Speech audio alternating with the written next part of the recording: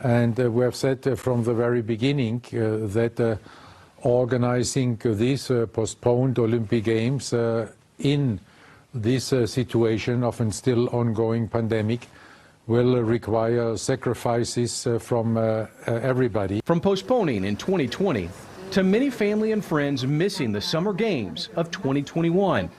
After a meeting online with the International Olympic and Paralympic Committees and the Japanese government, the Tokyo Summer Games will be played without international fans. Based on the present situation, it is highly difficult to guarantee people from overseas will be able to enter Japan this summer.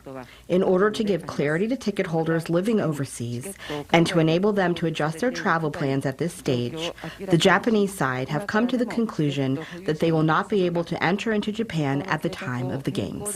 The IOC, together with IPC, fully respect and accept this decision having been taken by the Japanese parties not to allow overseas spectators to the Olympic and Paralympic Games Tokyo 2020, because we accept it as a necessary decision in the interest of the safety of all the participants.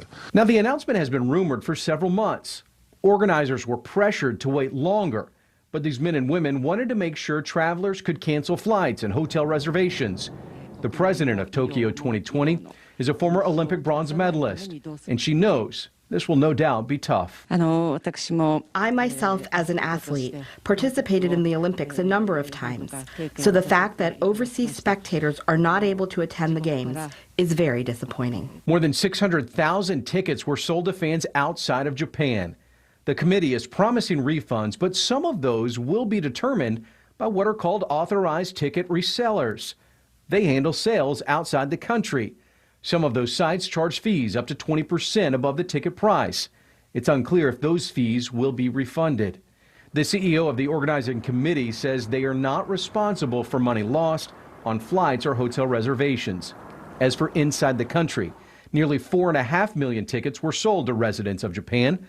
And next month, the committee will announce capacity limits at stadiums and venues as the International Olympic Committee prepares to find new ways to make the Games accessible across the globe. We will at the same time work with our rights-holding broadcasters across the globe how we can share the Olympic spirit with all the billions of fans of the Olympic Games around the world, and there I think we can expect some new and innovative ideas to be presented to all of them. Despite the delays and the disappointments, members of this Olympic Committee are confident the Games will bring hope and a sense of unity following a year of isolation. At the end, we are very confident that these Olympic Games will indeed be the light at the end of the dark tunnel we are all still in,